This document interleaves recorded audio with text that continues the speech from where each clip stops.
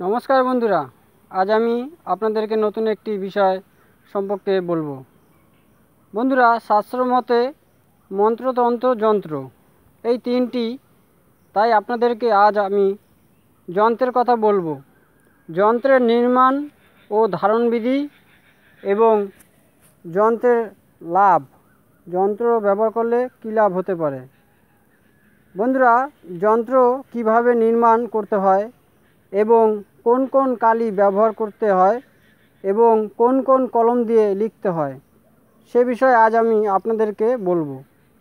তাই ভিডিওটিকে স্কিপ করবেন না, তাহলে বিষয়টি আপনাদের বুঝতে পুরো অজানা থেকে যাবে, বুঝতে পারবেন না। তাই ভিডিওটি মনোযোগ সহকারে দেখুন, অজানা হয়ে থাকবে এবং অবশ্যই ভিডিওটি দেখবেন। বন্ধুরা, ভিডিওটি ভালো লাগলে লাইক, শেয়ার, কমেন্ট করতে ভুলবেন না। তো চলুন মূল বিষয়ে বলি। বন্ধুরা, প্রথমত অষ্টগন্ধের কালি, কেশর, কস্তুরী, অগর, টগর, গোরচনা, চন্দন, লাল চন্দন, সিঁদুর তৈরি করা হয়। 2 নম্বর পঞ্চগন্ধ, কেশর, কস্তুরী, কর্পূর, চন্দন ও গোরচনা। 3 নম্বর ত্রিগন্ধ, সিঁদুর, কুমকুম ও হলুদ। 4 নম্বর অন্নকালী, শ্মশানের ভস্ম, শ্মশানের কয়লা, রক্তরস, গাছপালার রস। 5 নম্বর কলম ব্যবহার। কলম সাধারণত পেন্সিল, পেন, কেস পেন ব্যবহার করা হয়। যন্ত্র নির্মাণের জন্য সোনা, তামা, লোহাই ইত্যাদি ধাতু নির্মিত কলম, আম, আখ, পিপল, নিম, চামেলি, আনার বা গাছের কাটা দিয়েও তৈরি কলম এবং পাখির পালক দিয়েও হয় ইত্যাদি।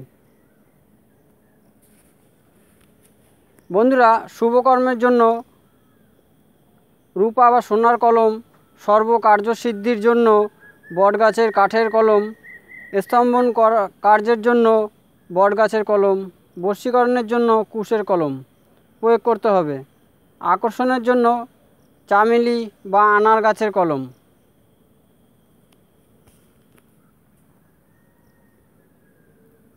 বা জামরুলের ডালের কলম।